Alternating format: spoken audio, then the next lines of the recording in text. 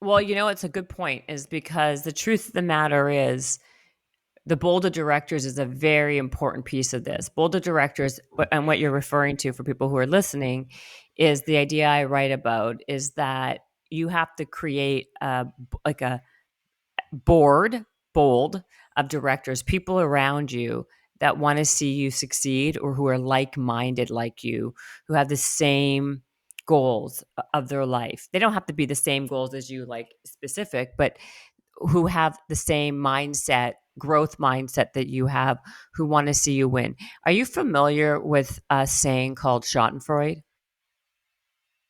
Yes, but it's not working in my head just now. Is So that the misery of Schadenfreude, others? yes. So Schadenfreude is Mhm. basically the theory that people enjoy seeing the misery in other people, and quite frankly, a lot. I've done a lot of research on this. That's actually very common, and it's not even necessarily because people are mean natured by nature. It's because people project, or if people want to be around other people who don't make them feel bad about their lives or themselves. So if you're having a bad situation happen to you, psychologically, it makes the other person feel better about themselves, right? So a lot of people, that's what they say, like misery enjoys company, right? Yeah. So this idea is to be around people who lift you up, who encourage you, who are, like I said, like-minded, who want to see you win, and you help each other get to where you need to be. And a lot of times people are telling other people about their big dream, telling small-minded people about their big dreams in life, which is a big mistake because they will shoot you down because they can't see that for themselves. So they don't want you to pursue that. And it's subconscious a lot of times. So be careful of who you tell your dreams to. Be careful of who you surround yourself with because these are the people that are going to either lift you or bring you down. We are a sum of the five people we are around the most.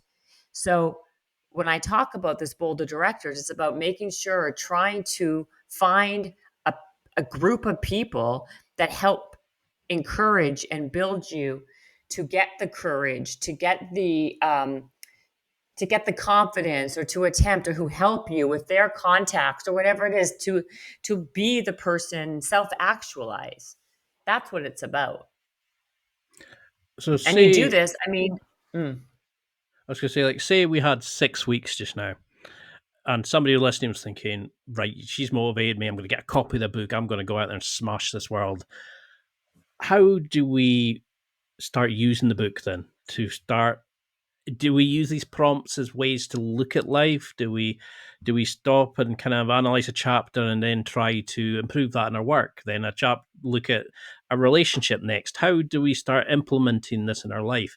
Because I'd love to get you back on and really go into the research and like focus on the education side of things as well. But I know we're tight for time. But how would you want somebody to use the book to become bold? What would you want to see them doing in a month or 6 weeks? Or, like say if they came back to you on the podcast and said, your book changed my life.